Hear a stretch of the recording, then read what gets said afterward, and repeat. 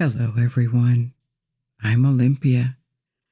Thank you for being here with me in this wonderful place called Lights Out Library, and I have some great stories to tell you.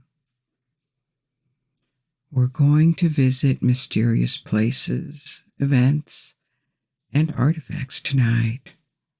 We have selected 5 different stories surrounded with mystery, sometimes because they are unexplained or not entirely understood, or because they attract conspiracy theories, or they defied conventional wisdom and knowledge when they were uncovered. We're going to look at sites or talk about remains that are all real and well documented, and for various reasons they have an original and puzzling story to tell us. We will first go to Russia and talk about the Tunguska Event and the Dyatlov Pass Incident. Then we will challenge our representation of Greek antiquity with the Antikythera Mechanism, which was discovered at the beginning of the 20th century. We will also make a stop in the U.S. at Roswell. And finally, we will go to Peru to visit the Nazca Lines. There is a lot to explore. And as a bonus for our Lights Out Library listeners, we have added one more story at the end of the 5 stories. What could it be? As always, you do not need to watch the video to follow along. If you wish to, you may close your eyes and only focus on the sound of my voice as we embark on this adventure together. If you fall asleep and wish to resume the video later, or jump directly to a particular part of the story, timestamps are listed below. Also below, you will find links to different streaming options like Spotify, Apple Podcast, Amazon Music. If you are so kind, please subscribe to my channel and click the like button. This helps support the channel and limits ads as much as possible. Please also follow us on Facebook for announcements. But before we begin, why don't you assume a comfortable position? Take a long, deep, relaxing breath.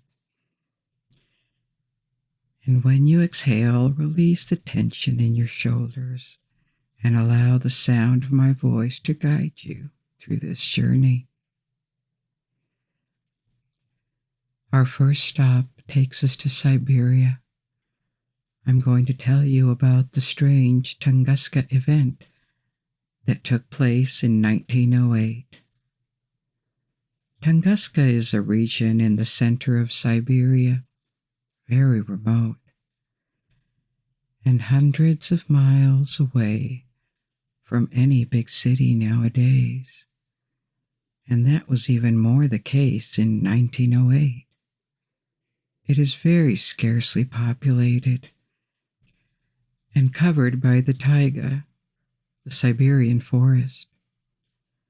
The ground in these cold regions of Siberia remains frozen for various months during the year, and only a few feet have time to unfreeze during the summer. The deeper layers remain frozen constantly. The only inhabitants in 1908 were native Siberians whose land had been annexed by Russia when it started to expand eastward, and a few Russian colonists. But in this remote and wild region with harsh climate and barely any human presence, something extraordinary happened.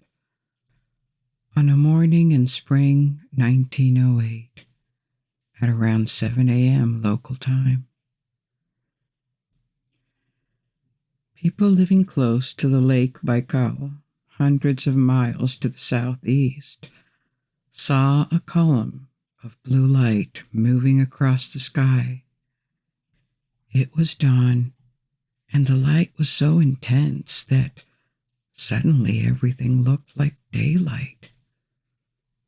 About 10 minutes later, there was an intense flash of light northwest of Lake Baikal, followed by what sounded like very loud artillery fire. Together with the sound, there was a shockwave that broke windows hundreds of miles away and knocked people off their feet. At various seismic stations in Asia and Europe, and even some in America, airwaves from the blast were detected as far as Germany, the UK, Washington, and Indonesia, places that are almost on the other side of the earth. Over the following days of 1908, the night skies across Asia and Europe looked strange. They were aglow, and the luminosity was much higher than usual. In cities around the world, nobody knew what happened, or even were aware, because the location of Tunguska was so remote, and there were no transportation and communication infrastructures to locate the phenomenon, even less investigated. A witness who was recorded years later in 1930 and was about 40 miles south of what looked like a huge explosion, described how he first saw a flash of light and moments later felt intense heat that superficially burned his skin. Then there was a shock that ejected him several meters from where he stood before. And the vegetation all around was strongly shaken. The leaves withered, and his cabin's windows all broke. Between the initial flash and the shock wave, he had time to see a massive fire above the trees from his position. Another testimony recalled in 1926 is from two brothers who belonged to a Siberian tribe. They indicated that they were sleeping in a hut near a river when a strong noise woke them up, and they heard flocks of birds flying in the same direction, and suddenly the ground started to move, and they fell inside their hut. The wind knocked their shelter over, and they saw tree leaves around them starting to burn, and the trees themselves started to fall. They described how they saw what looked like a second sun and heard the sound of thunder, even though the sky was cloudless. So what happened? Scientists in Russia and around the world, and the press too, suppose that a meteorite or an asteroid had fallen from the sky and disintegrated, possibly leaving a huge crater in the center of Siberia. But after a few days, the unusual phenomenon observed around the globe started to recede, and the place was so far remote that no scientific expedition was sent this year, or the next, or the following years, and the public progressively forgot about this event. It was only in 1921, after the Russian Revolution and the installation of the Soviet regime, that the first expedition was sent, but it didn't reach the supposed point of impact. It is only in 1927, almost 20 years after the event, that another expedition reached the site in the hope of collecting metals and other materials from space. They expected to find a large crater, but there was none. Instead, the scientists found a large, irregular circular area, about 5 miles across, where trees had been scorched and devoid of branches, but still standing. And around this zone, the trees had been knocked down in a direction away from the center. Then emerged the hypotheses that a large meteorite had entered the atmosphere and exploded, then disintegrated before reaching the ground, burning in the atmosphere. Particles were discovered later around the central zone and in the trees that do not come from the region based on the proportions of metals and isotopes they contain. And these proportions are coherent with an extraterrestrial origin. The scientific consensus today is that the explosion was caused by a small asteroid because this is consistent with observations made moments before and after the explosion. Based on asteroid impact models, this asteroid would have exploded about 4 to 6 miles above the surface. And the explosion would have been equivalent to 5 to 15 megatons of TNT.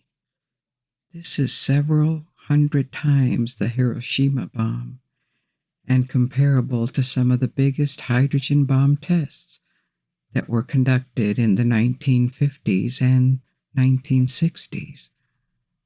But recent models suggest that asteroid impacts or explosions in the atmosphere of such magnitude are not that extraordinary. There is one about every 1,000 years approximately.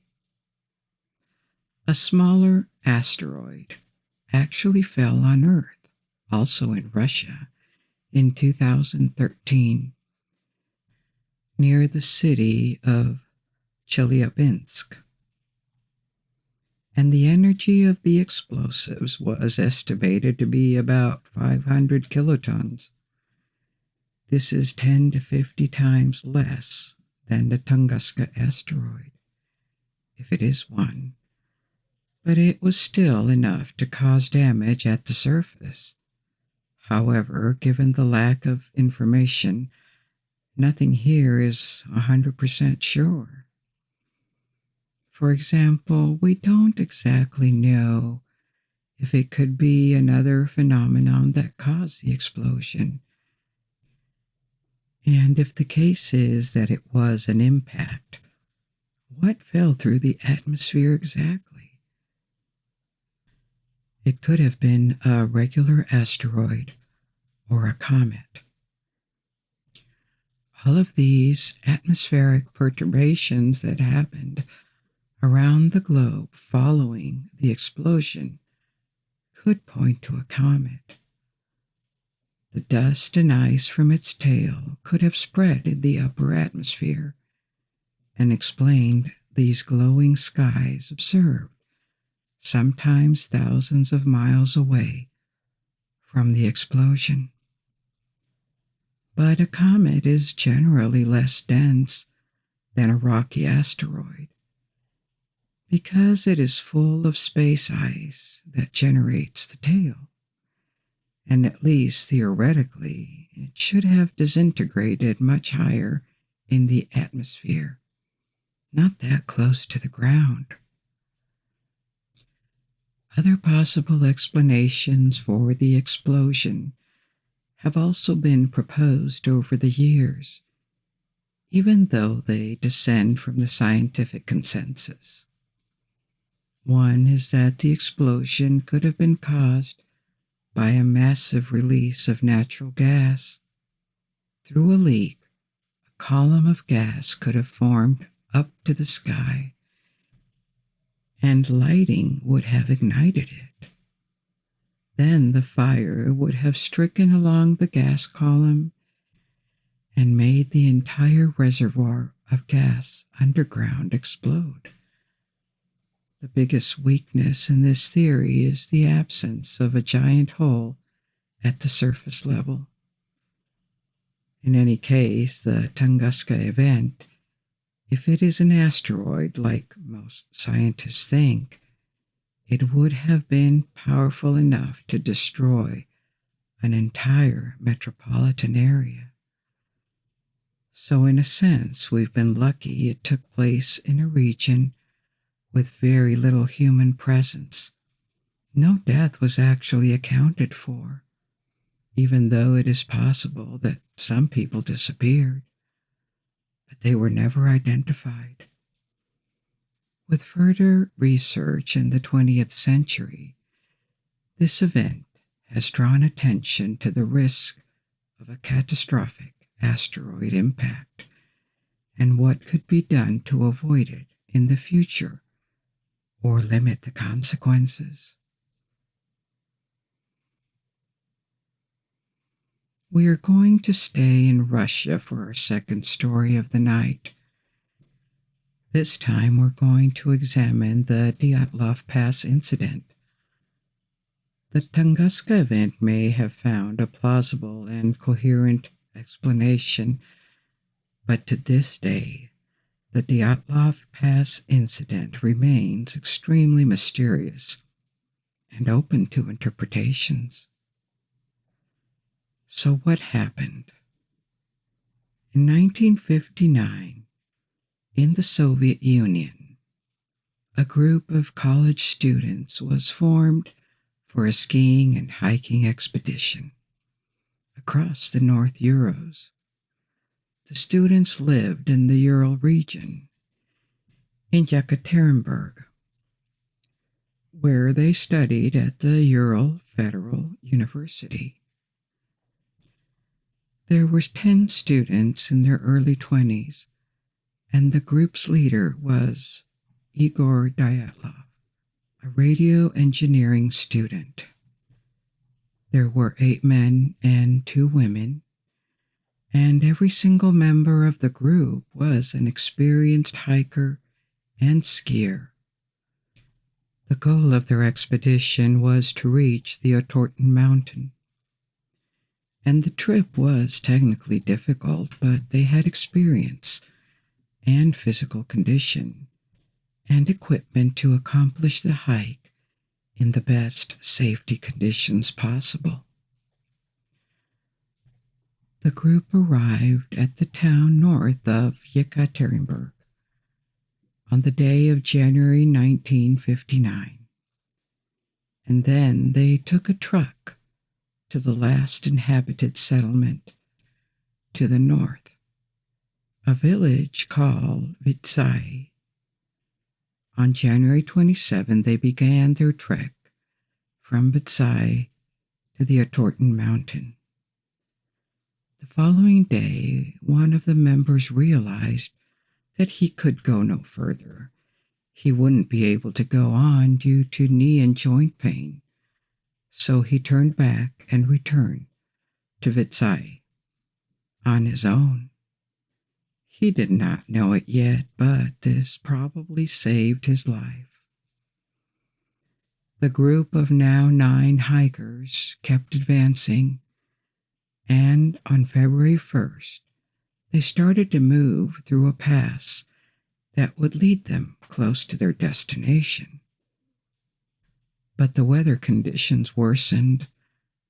The snowstorm began and visibility decreased, so that the group lost their direction and deviated from their route. When they realized that, they decided to set up camp on a slope of a mountain rather than move back to a forested area that could have provided some relief from the elements. They took this decision probably to avoid losing altitude or to practice camping on a slope. The storm was now raging and the night fell. The expedition was supposed to return to Vitsai before February 12, which would have been 15 days after departure, and they should have sent a telegram from Vitsai to their university to report that they were back and fine. But they didn't. A few days passed, and their families and friends began to worry. On February 20, the research expedition was sent, and on February 26, their camp was found. The sight baffled the search party. The tent, they discovered, was half torn down, and it contained the group's belongings, including their shoes. The tent had apparently been cut open from inside. And from the tent, they observed 8 or 9 sets of footprints, left by people who were wearing only socks or even barefoot in the snow. The footprints led down to small roads nearby, and at the edge of the forest, the researchers found the remains of a small fire under a tree, with the bodies of 2 persons who were identified as members of the group. They were in their underwear and shoeless too. The branches of the tree were broken or damaged, suggesting someone or something had climbed up. Between this tree and the campsite, 3 more bodies were uncovered under the snow, in a position suggesting they tried to return to the tent. But they were separated and at various distances between the tree and the campsite. 4 people out of the team of 9 were still missing, and it took 2 more months to find their bodies. They were under 12 feet of snow in a ravine, a bit further into the woods from the tree. An investigation was immediately opened, and after the discovery of the first 5 bodies, it was quickly concluded that they had died because of the cold, so of hypothermia, because they had no injuries. However, it was a different story with the 4 other bodies that were uncovered in the ravine.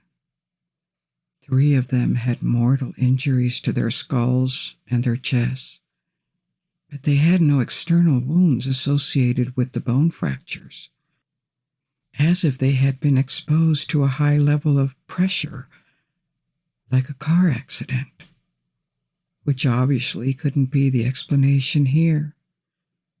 The only external injuries on one of these 4 were found on a woman who was missing her eyes, tongue, and part of her face.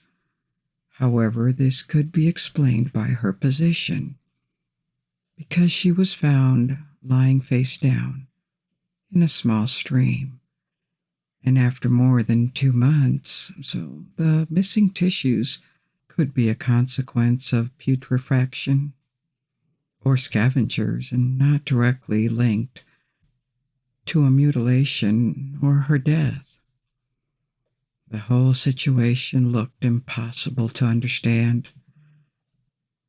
So various hypotheses were found, but none of them seemed to explain what happened in a satisfactory way. They could have been attacked by a native tribe for stepping on their land. Like in Siberia, natives lived and still live in the Ural and remain relatively separated from the rest of Russian society. But this explanation does not really work because of how they died, and no other footprints other than the expeditions were visible.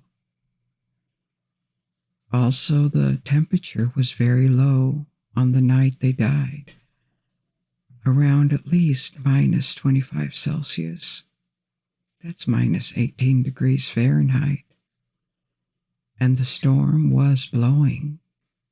Yet they were only partially dressed, and apparently some of them who died later had taken the clothes from the dead to try and dress up. No indication of other people nearby was ever discovered, apart from the 9 hikers, and with the tent ripped open from within, it seems they went out in the storm by their own volition. Also, the injured bodies could not have been harmed by another human being directly, given the absence of external wounds. Given that, guilt could not be attributed to anyone. The investigation was closed in May of the same year, without providing any explanation other than a natural force that would have driven the group to act uncontrollably to their death. But this doesn't explain anything, and to make the matter more complicated, another group of hikers that was 30 miles away from Dyatlov's expedition reported that they saw strange orange spheres in the sky on the night of the incident.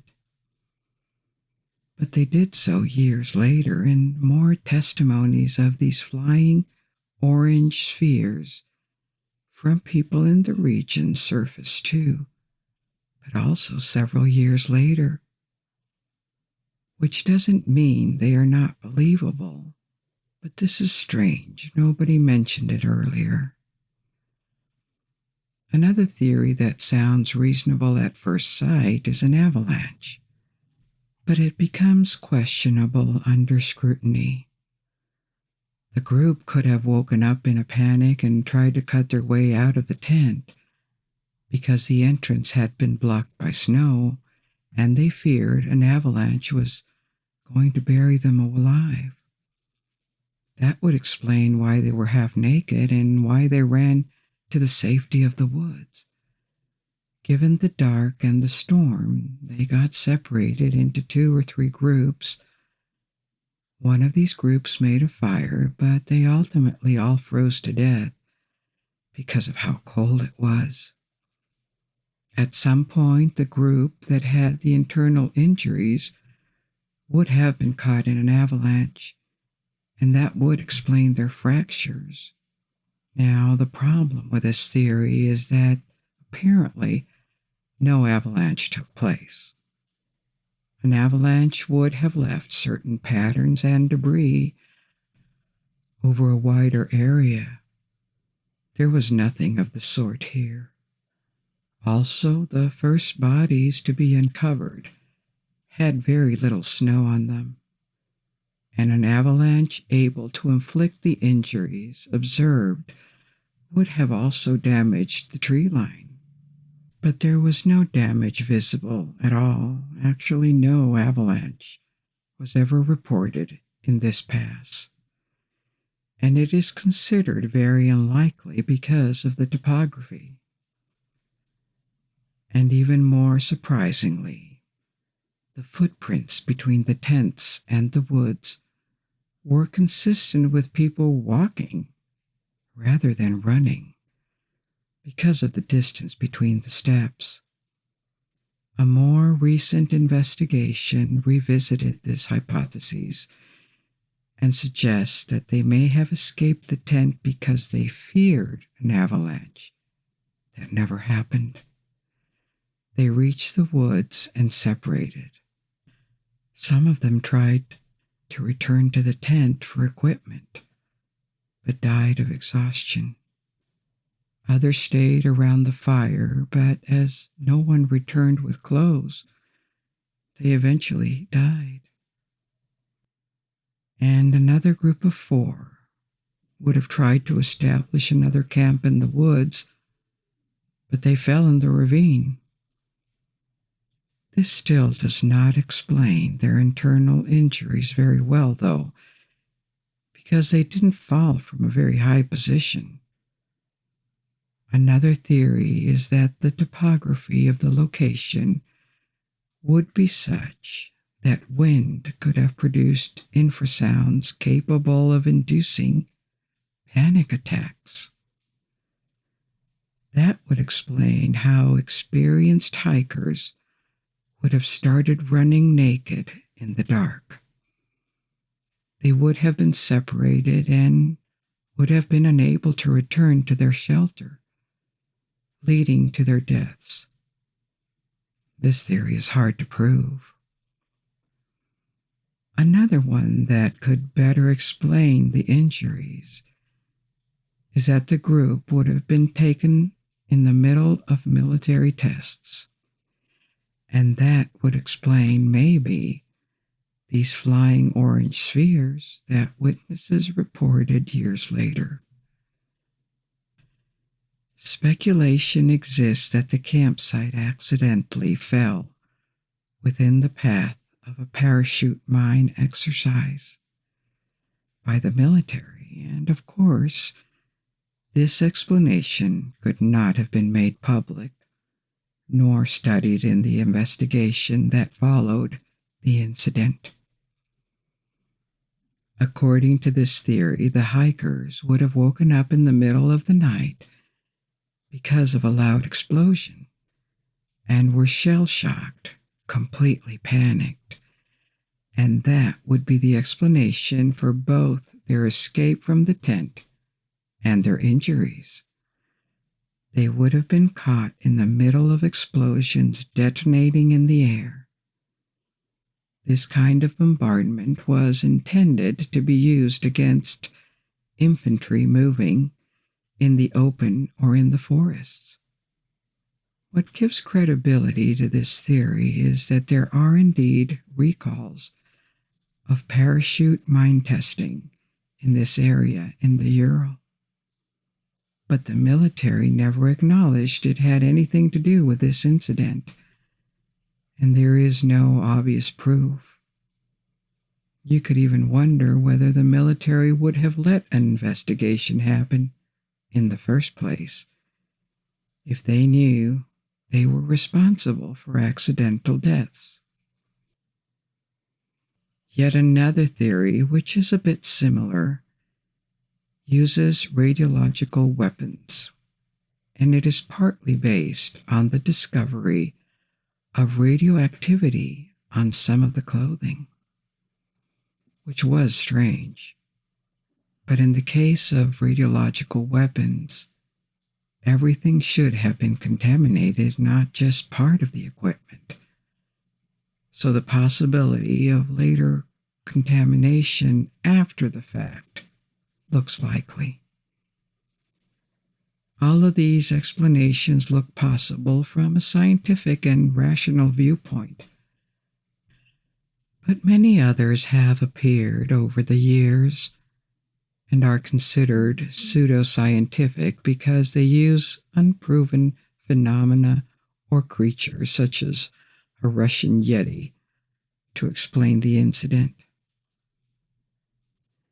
By construction, you cannot really prove that something does not exist, but the intervention of such a creature does not really tell us much about what happened to the hikers. It just adds to the mystery instead of explaining it. To this day, investigators keep studying the scene and various documentaries have been made. It remains impossible to say what happened with certainty. The pass where these events took place was renamed the Dyatlov Pass after the leader of the group, and this story remains very present in Russian contemporary culture. Our next story may challenge a bit your vision of what ancient Greeks were capable of. We are now going to talk about the Antikythera Mechanism, maybe the first computer ever built, but it was back in antiquity. In 1901, a wreck off the coast of a Greek island called Antikythera was retrieved. It was dated to approximately 70 to 80 BC. Among the wreckage, archaeologists found a strange artifact containing gears inside the remains of a wooden box. After conservation work, 82 separate fragments with gears and inscriptions were identified. And archaeologists had to conclude that what they had was a complex clockwork mechanism. The mechanism was studied all through the 20th century and made historians and archaeologists realize that the degree of technical and theoretical sophistication that the ancient Greeks had reached was far above what had been imagined. The mechanism is not just a simple clockwork. It is the first analog computer known to us. But given its complexity, it must have had predecessors, and it appears likely that several of these machines, which are now lost, were manufactured in the centuries BC, more than 2,000 years ago. The mechanism could follow the movements of the sun and the moon through the zodiac. It could predict eclipses and even take into account the irregularity in the orbit of the moon. The velocity of the moon in its revolutions around the Earth varies, and the mechanism took this into account. This mechanism made it possible to predict astronomical positions and eclipses decades in advance. The astronomical knowledge of the Greeks did not come as a surprise. We have known for a long time that they could make astronomical predictions. They had understood that the Earth was round, which was not intuitive, and the general movement of the sun, the moon, and other planets like Venus and Mars in the sky of the Earth.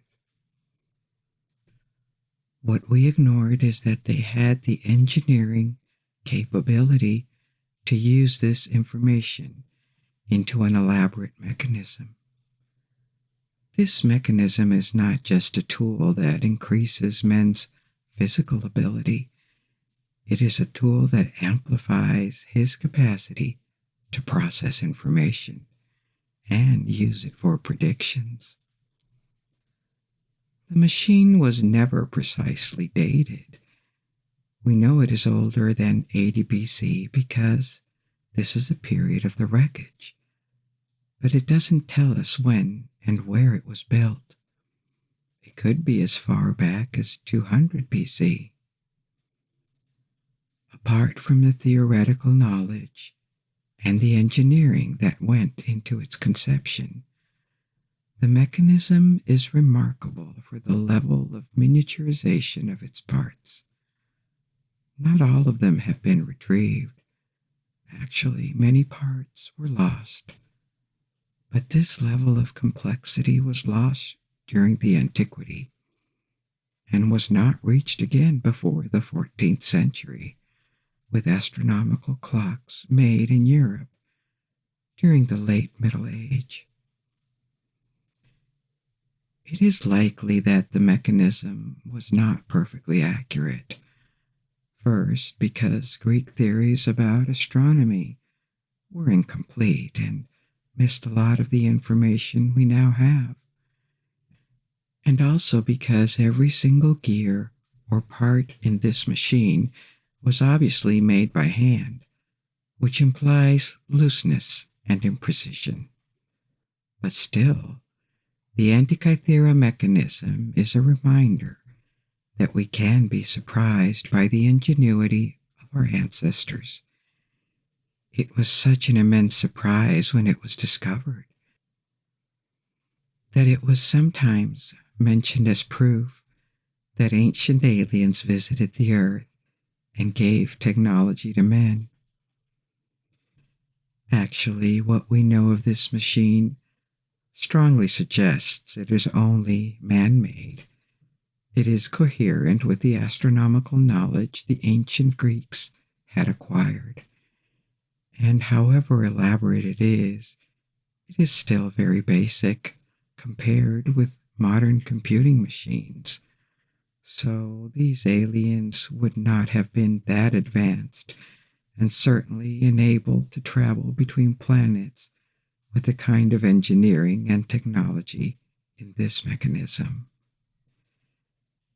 As I said, this level of complexity in clockworks was lost after the antiquity, but the tradition of making elaborate mechanical devices survived, and it was passed to the Byzantine Empire and later to the Islamic world.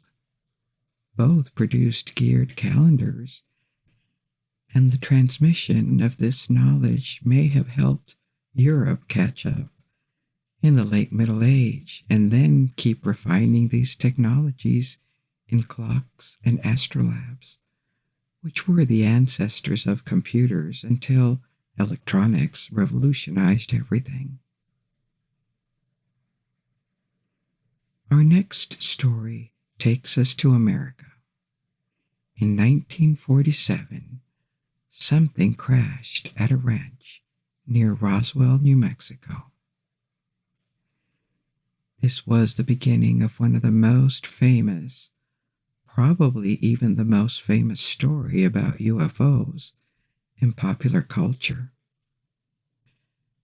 Many theories and hoaxes even have been debunked, including a fake alien autopsy video.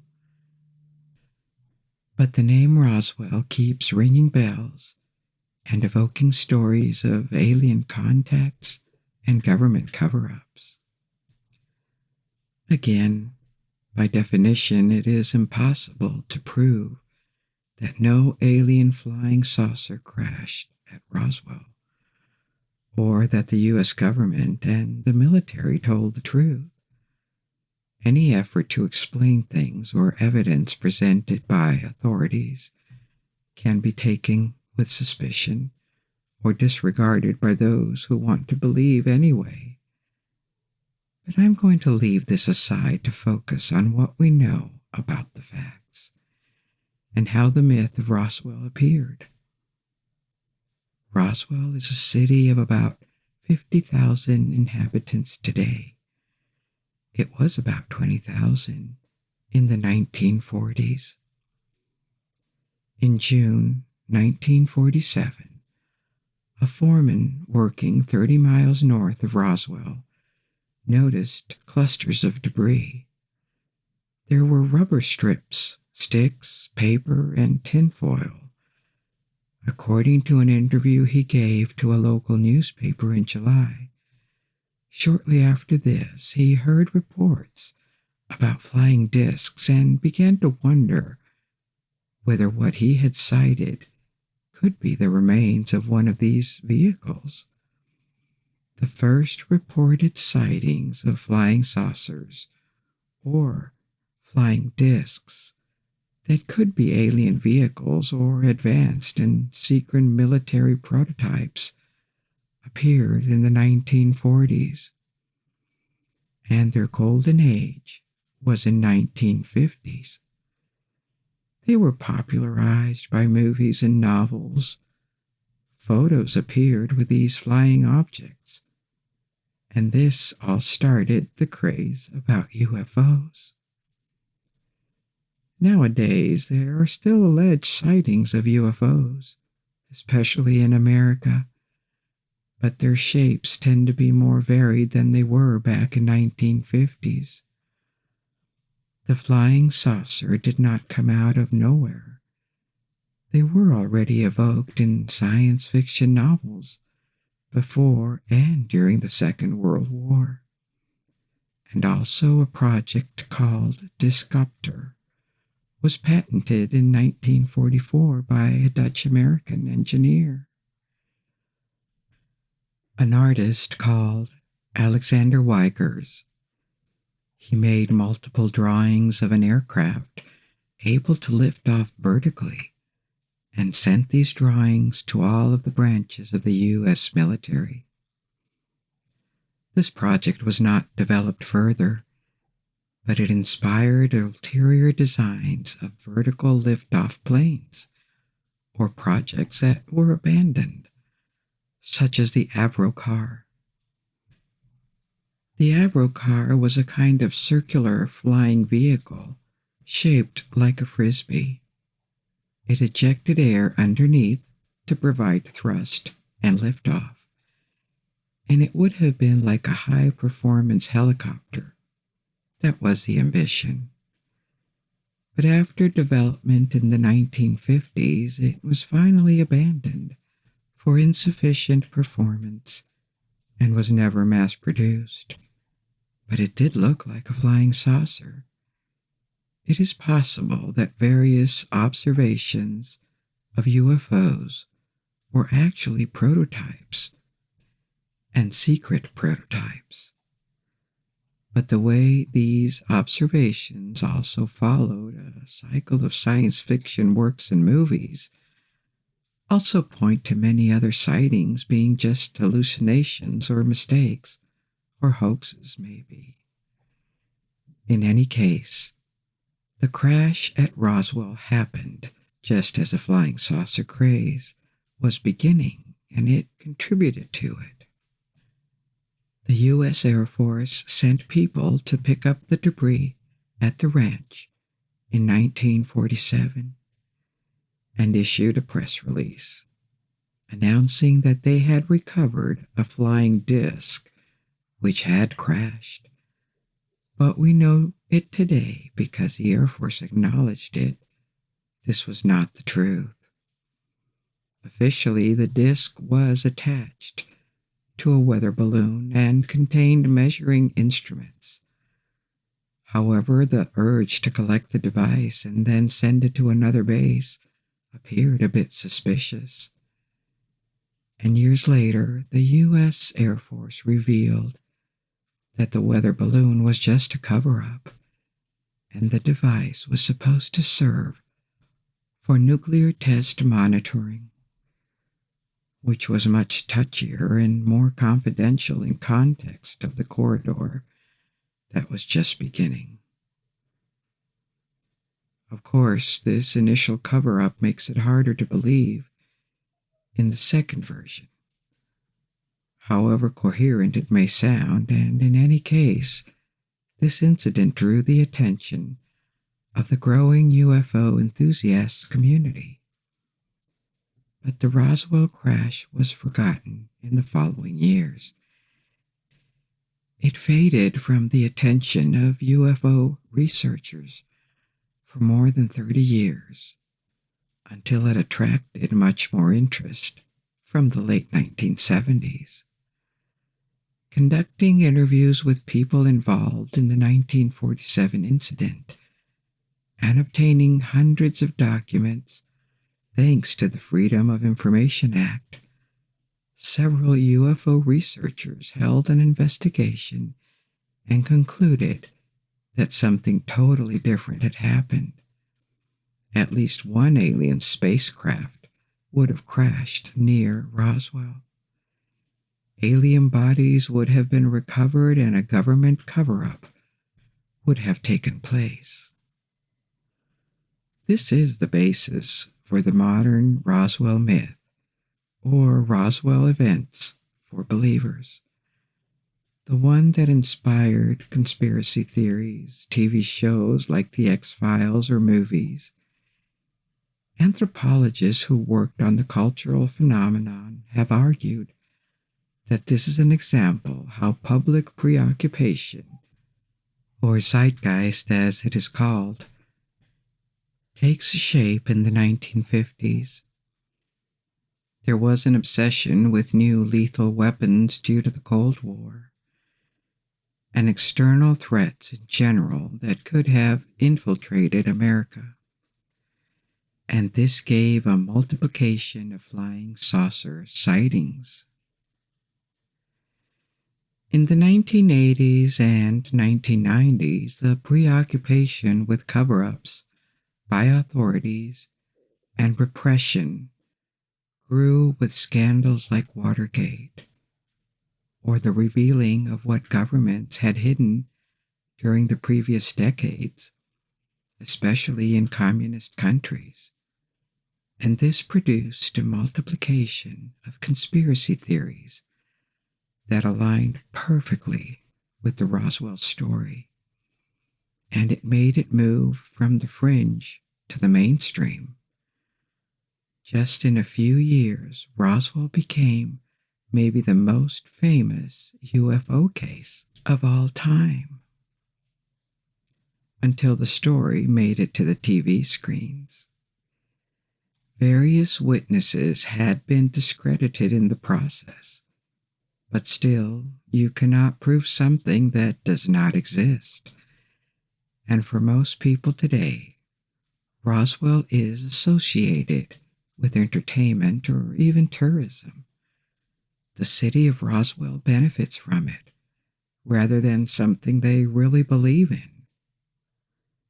The interest was boosted in 1995 when a short video that was only 17 minutes depicted a secret medical examination of an extraterrestrial being by the U.S. military was released. The film was presented as an authentic autopsy of an alien recovered from the crash of the flying disc near Roswell. It was, of course, met with skepticism, and 10 years later, the person who released it admitted that it was a fabrication. Anyway, Roswell has become a mythical location at this point, like Area 51.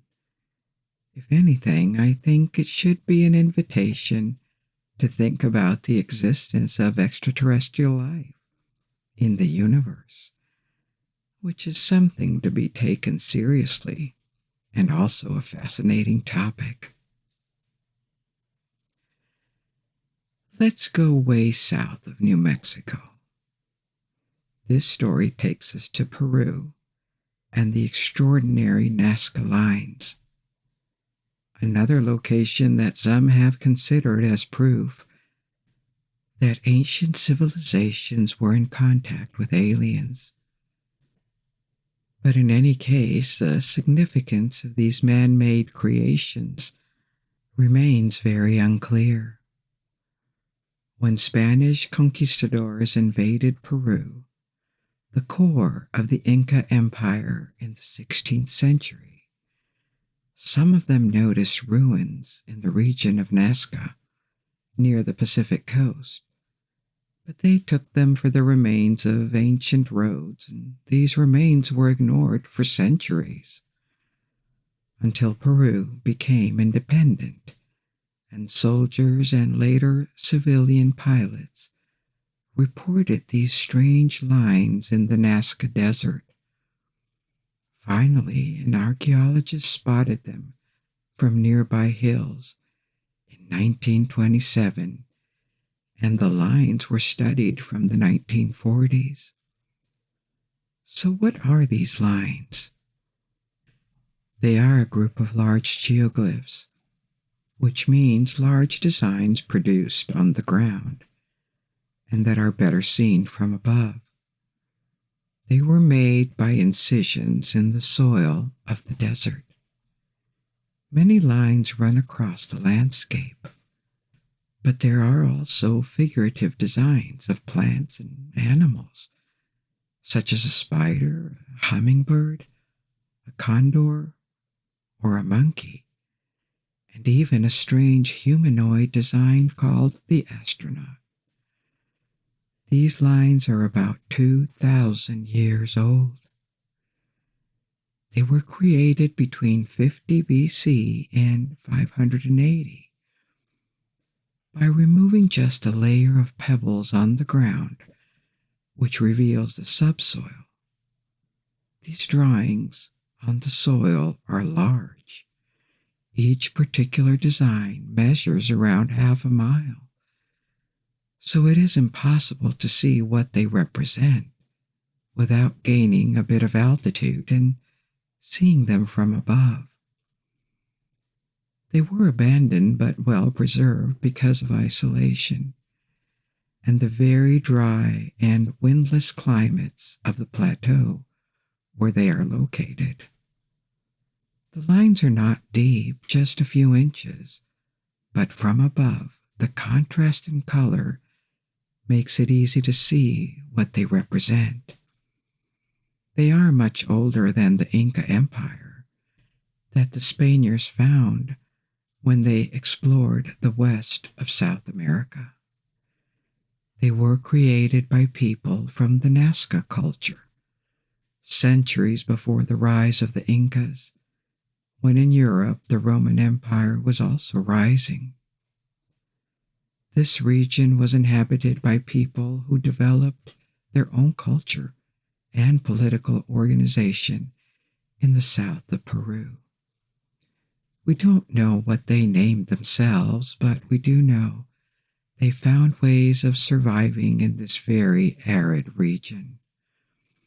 They practiced intensive agriculture by irrigating valleys around a few rivers, thanks to an elaborate system of wells and underground aqueducts. Some of them are still in use today. They lived in huts at the fringe of arable land and the desert to maximize food production, and these huts formed villages with a very small sanctuary in the middle. They left many ceramics and textiles that also remained well preserved thanks to the arid climate, and these artifacts show a high degree of sophistication and aesthetics for the time.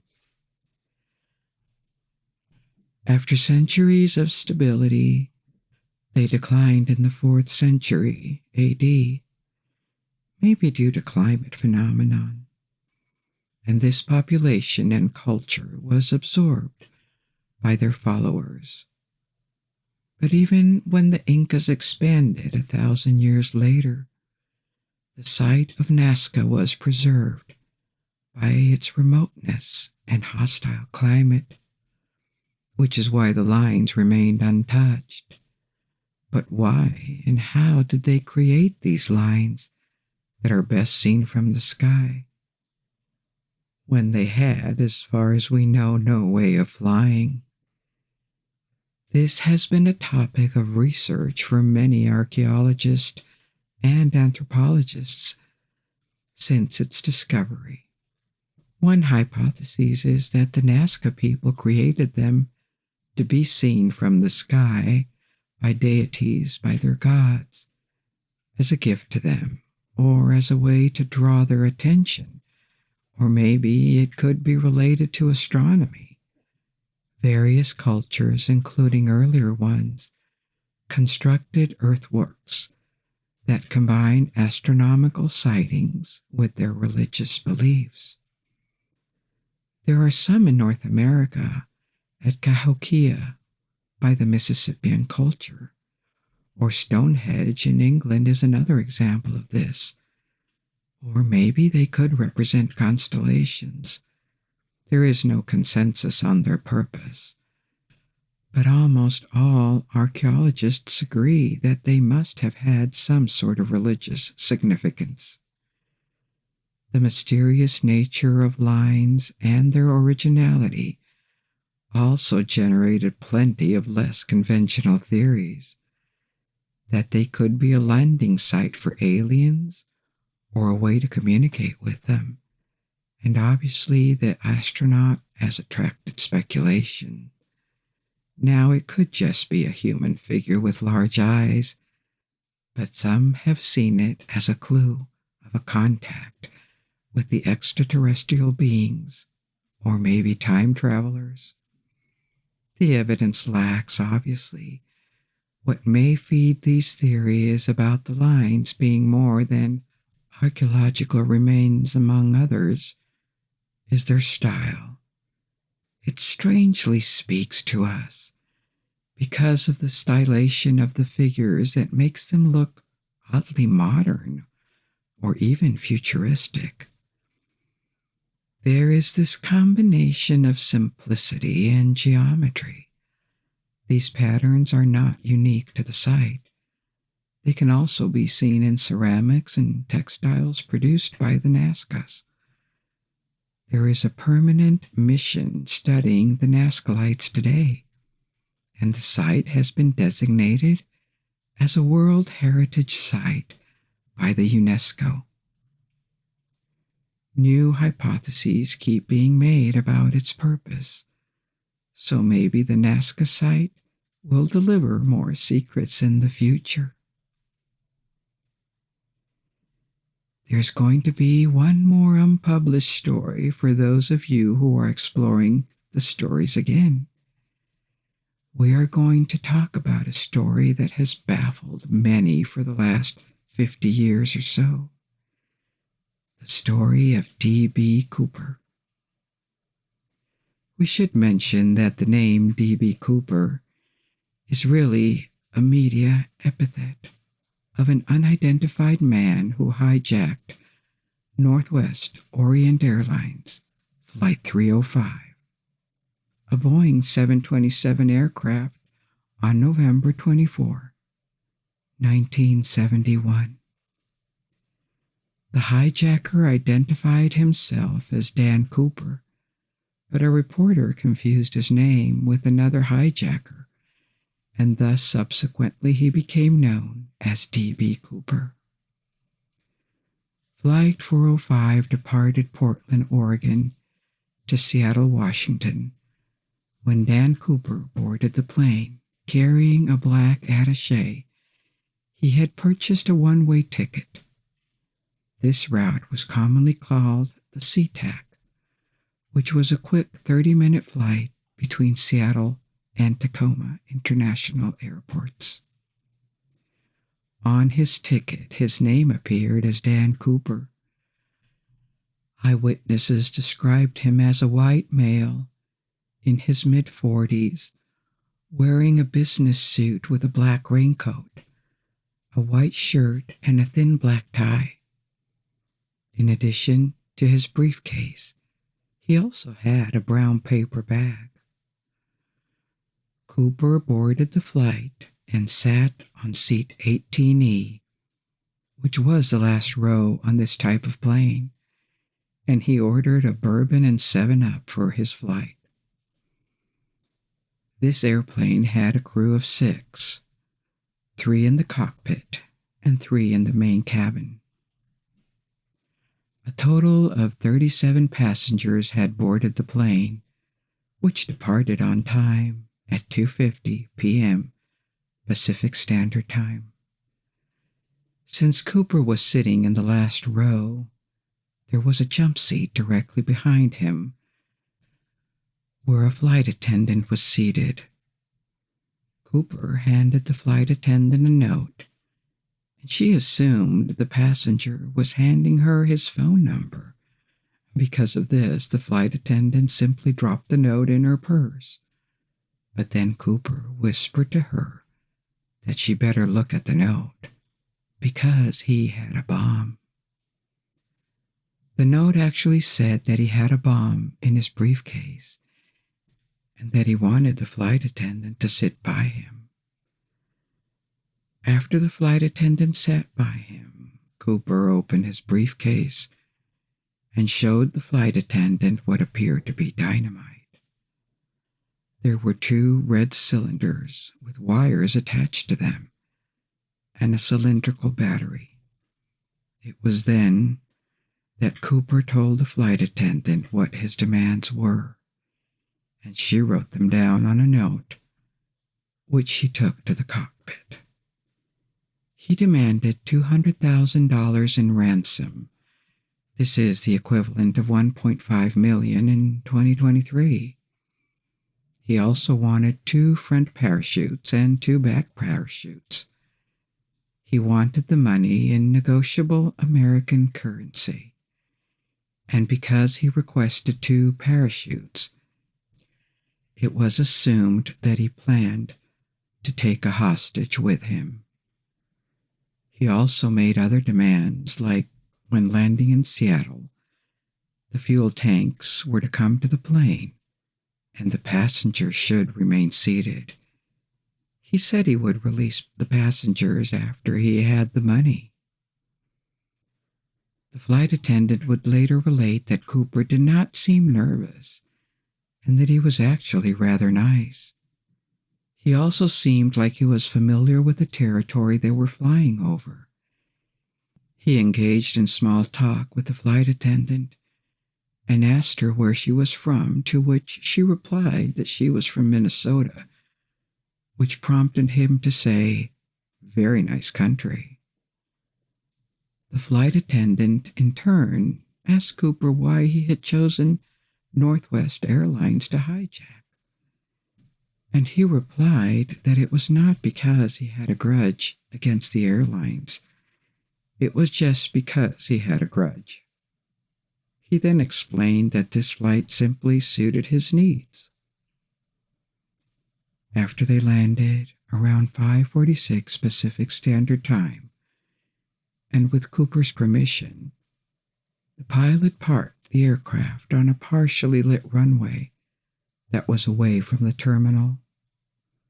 While the passengers remained seated, Cooper demanded that only one representative was to bring the money and the parachutes, and that it would all be through the front mobile stairs.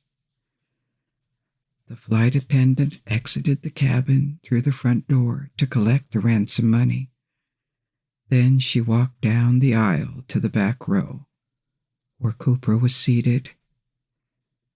Cooper actually did agree to release the passengers. There is a report that the flight attendant jokingly asked Cooper if she could have some of the money, and that Cooper readily agreed and handed her a packet of bills. The flight attendant immediately returned the money, stating that it was against the company's policy to accept tips. The flight attendant also retrieved the parachutes. When she tried to give him instructions on how to use a parachute, Cooper said he didn't need them. There was a minor delay with the refueling process and also a delay when an FAA official requested a face-to-face meeting with Cooper, which he declined, and he was beginning to show signs of being exasperated. Cooper then proceeded to give the cockpit crew his flight plans. They were to head to Mexico City at the maximum airspeed possible without stalling the aircraft, of course. This would be approximately at 100 knots or 85 kilometers per hour or 115 miles per hour, at a maximum altitude of 10,000 feet, which is 3,000 meters. He also demanded that the landing gear needed to remain deployed, and the wing flaps needed to be lowered 15 degrees, and that the cabin should not be pressurized. Cooper was informed that the aircraft's range was about 1,000 miles, which is 1,600 kilometers, so they would need to refuel again.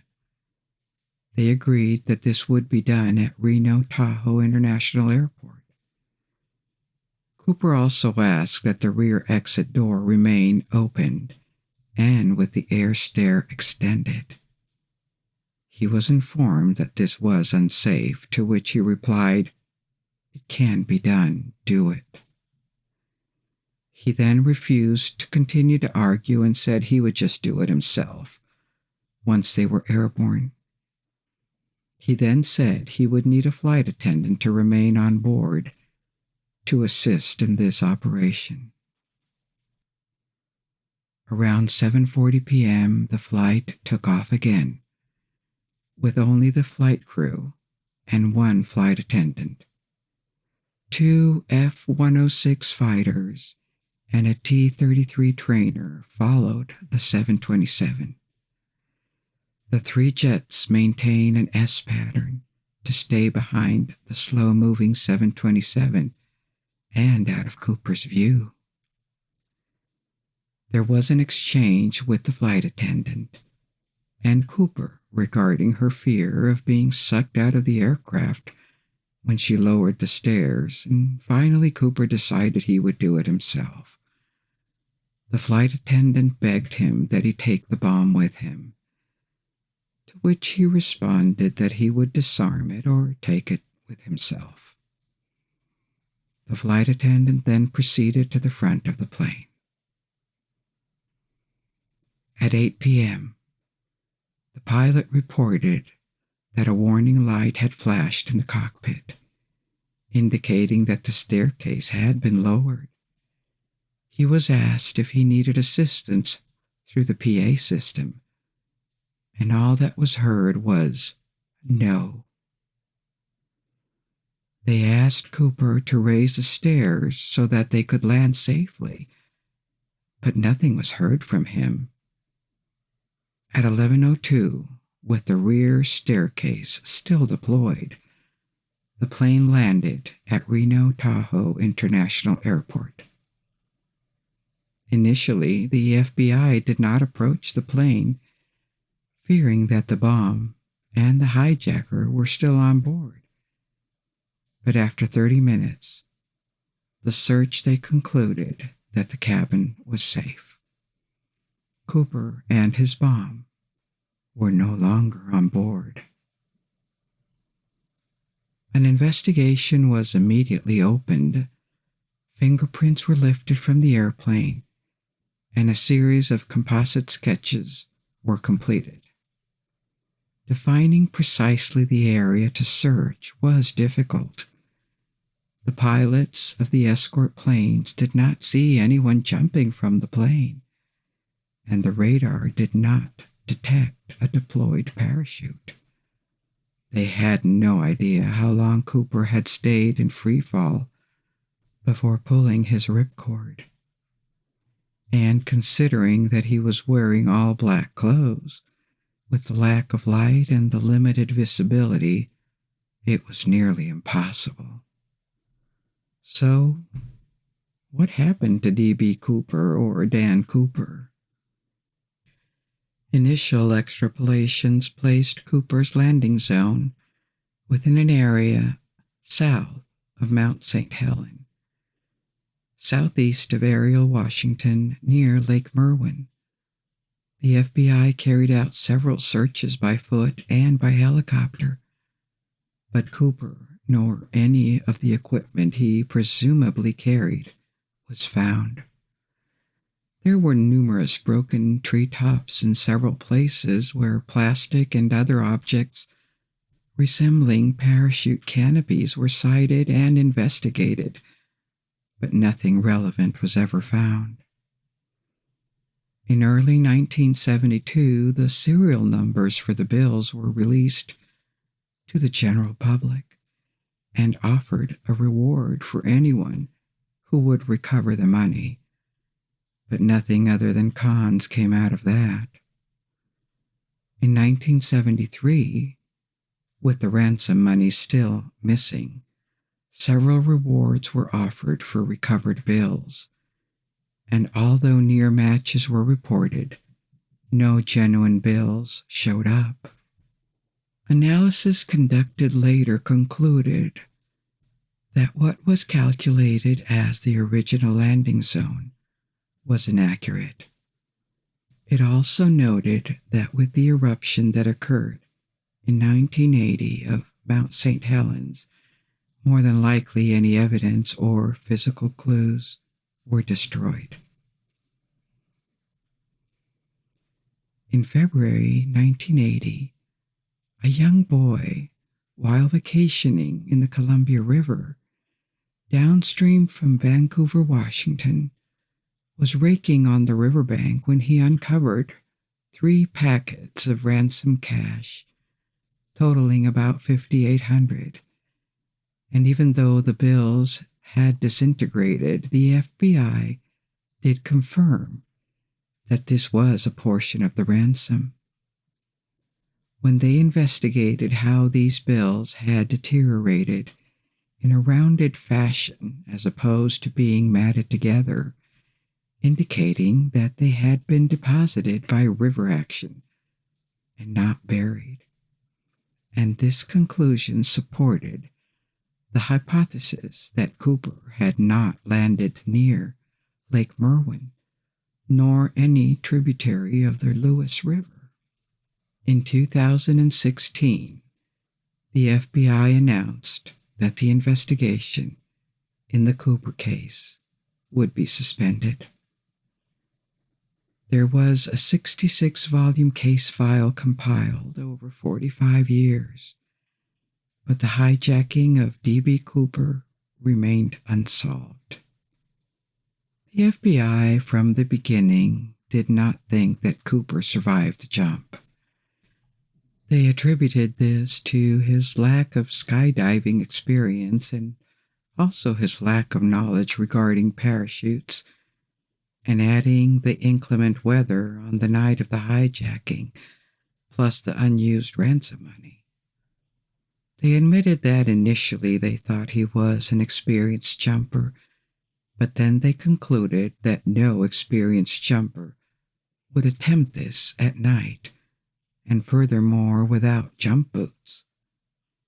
Also the fact that the ransom money seems like it was never spent, and that a portion of it was found unused, further supported this hypothesis. But conclusive evidence of Cooper's death has not been found to date. This is the end of our journey through mysterious places, events, artifacts. I hope you enjoyed it and has encouraged you to discover new things and question what we think we know, and stimulate your appetite to learn more about each of these stories. Now you can let go and sleep. And until we meet again, good night. Sleep well.